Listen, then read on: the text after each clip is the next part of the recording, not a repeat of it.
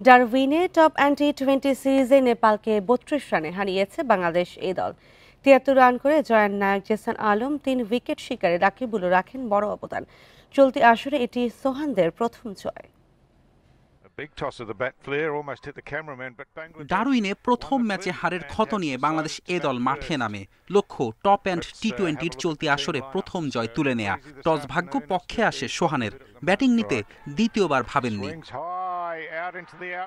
বাংলাদেশকে উড়ন্ত শুরু এনে দেয় জিসান আলম ও নাইম শেখ। নাইম ২৫ করে আউট হন, তবে অন্য প্রান্তে ঝড়ো ব্যাটিং চালিয়ে যান আরেক ওপেনার জিসান। ৪ বাউন্ডারি ও ৫ ছক্কায় ৭৩ রান করে সাজঘরে ফেরেন জিসান।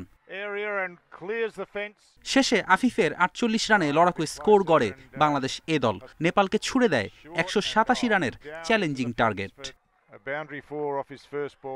জবাবে শুরু থেকে বিপর্যয় নেপাল।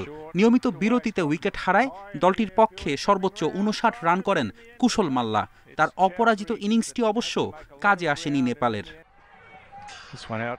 বাংলাদেশ এ দল অনায়াসে জয় পায়। রাকিবুল নেন ৩ উইকেট, হাসান মাহমুদের শিকার ২টি। টপ টি-20-তে বাংলাদেশ এ দলের পরবর্তী ম্যাচ শুরু হতে দেরি নেই। রোববারই আবার মাঠে নামবে সোহানের দল। মুখোমুখি হবে পার্থ স্করচার্স একাডেমির। ফেরদৌস ইসলাম, ইন্ডিপেন্ডেন্ট নিউজ।